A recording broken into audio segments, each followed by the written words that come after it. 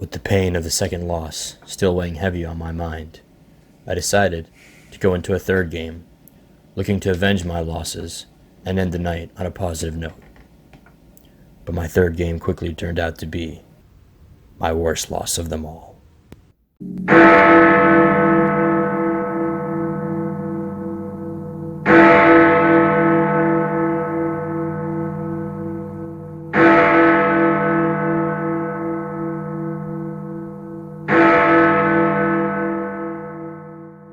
So my Road to Rapid Top 1000 series promises to be full of highs and lows, and as you can probably tell by the intro, this is the latter. So after my two quick victories in the previous episode, it was time to continue on and try to boost my rating even further. So in this game, I went in against a pretty high-rated player named Win to Lose Big Raichu. And I opened with e4, and he played c6 the Caro-Kann. We have d4, d5, and now I went for f3, the fantasy variation, which has been my favorite variation against the Caro-Kann as of late. And he went into the sharpest line with pawn takes, and as you can see, white has an open f-file, although the pawns are a bit overextended. So he played e5, and the idea here is if I were to take, queen h4 check, and black is going to win this pawn. So of course I know this. I played knight f3. He played bishop g4, now pinning the knight. I played bishop c4, and like I said, this is a very sharp variation. There's already a big trap here. If black takes a pawn, white can castle, and white has a lot of pressure already against this pawn. There's some lines where if black plays knight f6, there's already bishop takes f7, and after king takes f7, knight takes e5 is a check to the king, as well as a discovered attack on the knight. And after the king moves, say back, the knight can take. And this is very strong for white. But my opponent is pretty strong, and he's aware of this threat, so he retreats with bishop h5, maintaining the pin, but also eyeing this pawn. So I castled, and he played knight to d7. And now the most solid option would have been to play something like c3, just to shore up this pawn chain, maybe then develop the bishop, develop the knight. But I decided to go aggressive. I just took the pawn, saying, okay, I'm just going to grab it. And he threw in this check, which is clearly the downside of taking. I now opened up the line towards my king. So the king tucks himself in, and now he played knight takes e5. Obviously, the idea is the knight is pinned, so I can't really take. And I'm going to have to probably move the bishop back. But when I was thinking about this, after bishop e2 and rook d8, I didn't like this because now he just has to develop his pieces, and he's actually doing quite well. So when I was looking at this and deciding what to do, one move really stood out to me, and I wasn't sure if I should go for it, but then I thought, what would Mikhail Tal, one of the greatest attacking players of all time, do? And I knew the choice was clear. So I actually took this knight and sacrificed my queen. And of course he took it, but now we see that there's several pieces attacking here. And of course I took with the bishop. It's a check now, and the king moves forward. He has to get out of check. Now I threw in a check with the bishop, and after knight blocked, I took the bishop. So if we evaluate what changed over the last four moves, I sacrificed a queen, gave it up, but in return I got a knight, a bishop, and a pawn. So if we refer to the point system, I got two minor pieces and a pawn, which is worth 7 points, in exchange for a queen, which is worth 9 points. But I'm hoping that the fact that black's king is very vulnerable will help me attack and maybe even win. And actually already here, there's a trap.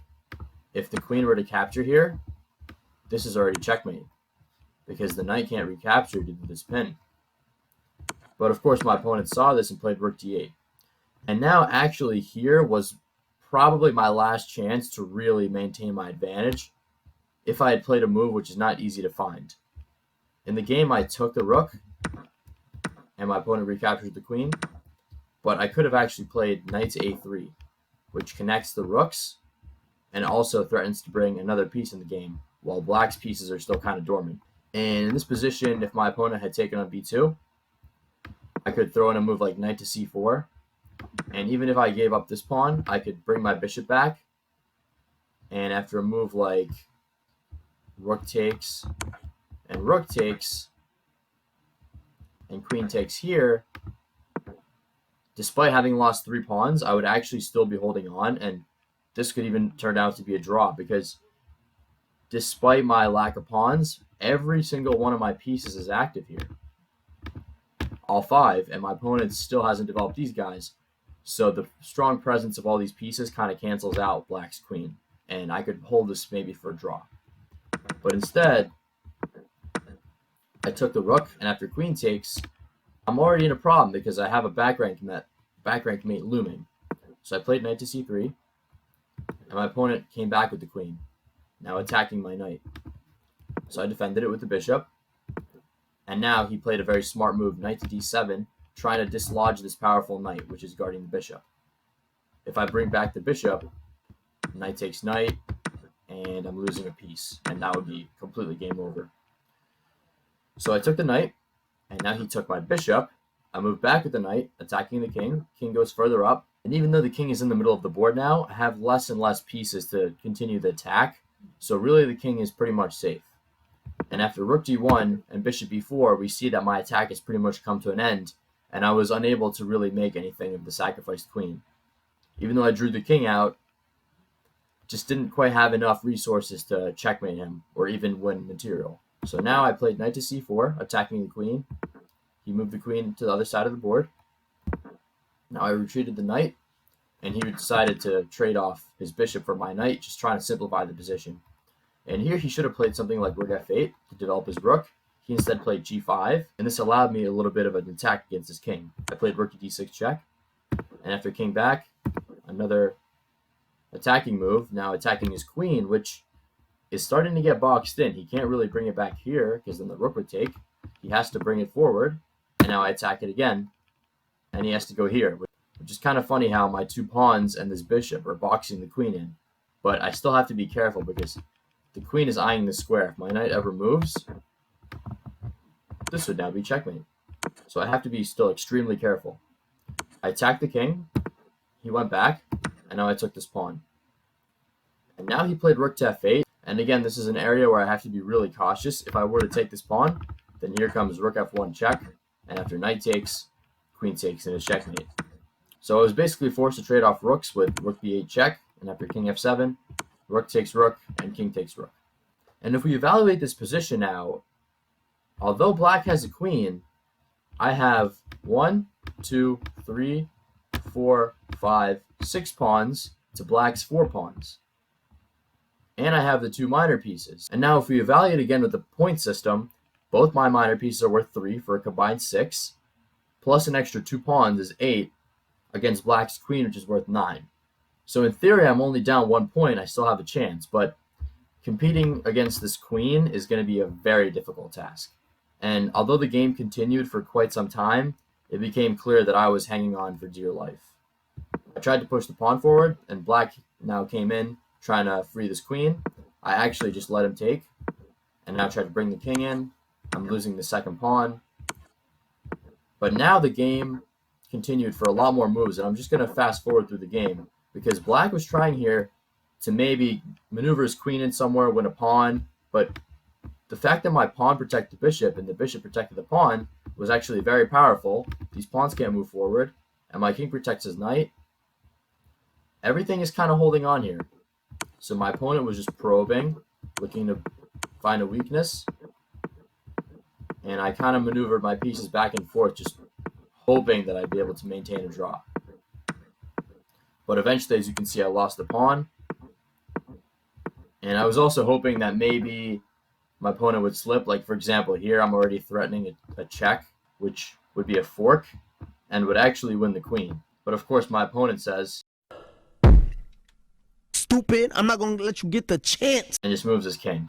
And so I just continue to maneuver my pieces, hoping that maybe he'll slip up and I'll be able to somehow win his queen.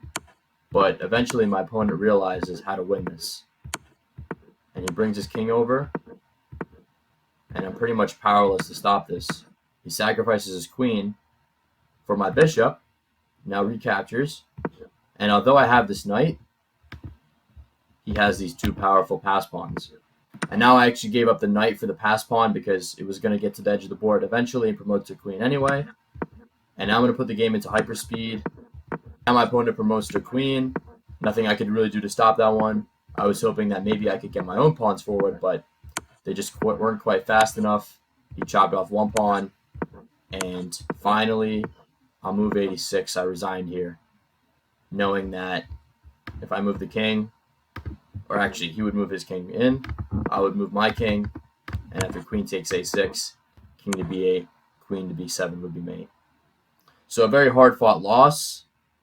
I tried to do what I could. I made a bold move and sacrificed my queen, but I just didn't quite have enough to create an attack and eventually fell short. So after the tough first loss, I got white again for some reason, and I decided to switch up my strategy, and I actually played the London system, which I almost never play. And after 27 moves, we reached this position where my opponent captured on b2, and I played rook to h1, already looking to maybe swing the queen over this way and throw it right at the black king. And my opponent played rook to e5, which I immediately thought was a mistake. And I was starting to run low on time, and the move that I thought at first would be queen h3, but then I thought, let me just play queen f6, because I'm threatening to put a rook on this square, or a queen, and this is going to be checkmate. And what could my opponent possibly do to stop me? But as it turned out, my opponent had set a little bit of a trap with this move. And suddenly he played rook to h5. And now this blocks the rook and also attacks my queen from his bishop. And this move completely caught me off guard. The best move would have probably been to just bring the queen back, maybe f4 or f3, after which the rooks would have been traded, and my opponent could play bishop d4 or bishop even back to g7 and would be better, but I would still be sort of okay. Instead, I panicked and tried to play for a trick and played queen takes f7, and after queen takes h1, and now my rook is hanging and his rook is hanging, but if I were to take his, he would take mine and it would be a lot better for him. He's up a full rook. So I played rook takes b7, thinking that I might be able to take this pawn and maybe launch some kind of attack here with my remaining pieces, maybe get back in the game. But now my opponent played a dagger move, rook to d1, and I pretty much resigned on the spot as it's attacking my knight, and if the knight moves, it's attacking my bishop. And not only that, but it's going to be a check to the king, and it'll also defend his bishop. Like, for example, after rook takes pawn, rook takes here, and he can take my bishop, or he can just move his own bishop back. He's up way too much material. So, safe to say, I definitely choked that game. And if I had just played queen to h3, I would have been completely winning, because I'm still threatening this checkmate, and after the rook moves out of the way, maybe back here, I'm just going to slowly come in with a move like this, and I'm just going to overload him. I'm going to take this pawn, because this pawn is pinned from the rook, and I'm eventually going to bring in all my pieces and just crush him. But I played a rash move, and I really paid the price by falling right into my opponent's trap. I could have just ended the night there, but it's always tough to end on a losing streak, so I was determined to finally get a victory. And I went into this game with somehow the white pieces once again against an Egyptian player, a very strong one, with the username Mohammed Yusri 0. And after 9 moves and a very sharp variation of the French defense, we reached this position, in which I developed my knight, and I'm doing pretty well. And he now played knight to g4, attacking my queen. So queen has to move, and I correctly move it to f4, attacking his pawn. And he now launches his pawn forward with c5. And already the best move here would probably be to just attack his knight, or maybe castle, bring the rook in. I decided to go for queen to c7, attack his pawn, and also attack his bishop. And I thought this was a really strong move at the time, but I missed something. Knight to a6, which attacks my queen and also opens up his rook, which now defends his bishop. So as I hadn't seen knight a6 coming, I was a little bit thrown off here. And what I should have done was just bring the queen back safely to g3, keep it on the strong diagonal. And although I kind of wasted some time with the queen, I'm still doing very good. All I need to do is bring the knight into the game now, and maybe castle long, and I'm going to be doing just fine. Instead, my stubbornness this told me to put the queen here, because why would I have brought it to this side of the board and then just bring it back? Let me put it here where it's going to be close to the black king, and maybe if I can connect the rook and the queen somehow, I could create some kind of mate threat on d8. But even if you're not a very experienced chess player, you can just look at the position and tell that this queen is not in a good spot. All the action is kind of in the center, and the queen is idling on the side of the board. And as my opponent was thinking, I immediately realized what was about to happen, but of course I was powerless to stop him, and he played queen to f5. And now it's an attack against this pawn on f2, which is pretty much indefensible. If I move the pawn forward, it just gets taken en passant, and the queen gets right up to the king. It's going to be very dangerous. But if I castle long, which I did in the game, nothing better to do, knight takes f2. And now it's a fork between my two rooks. I'm going to lose one of them. I decided to throw in a check with the queen, at least force the king to move.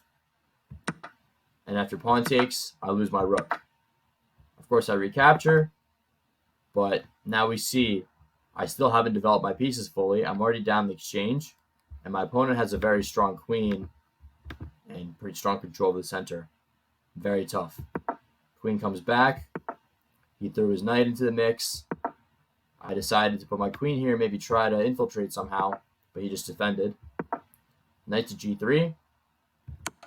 And now my opponent took my bishop. I recaptured, which gives me tripled pawns.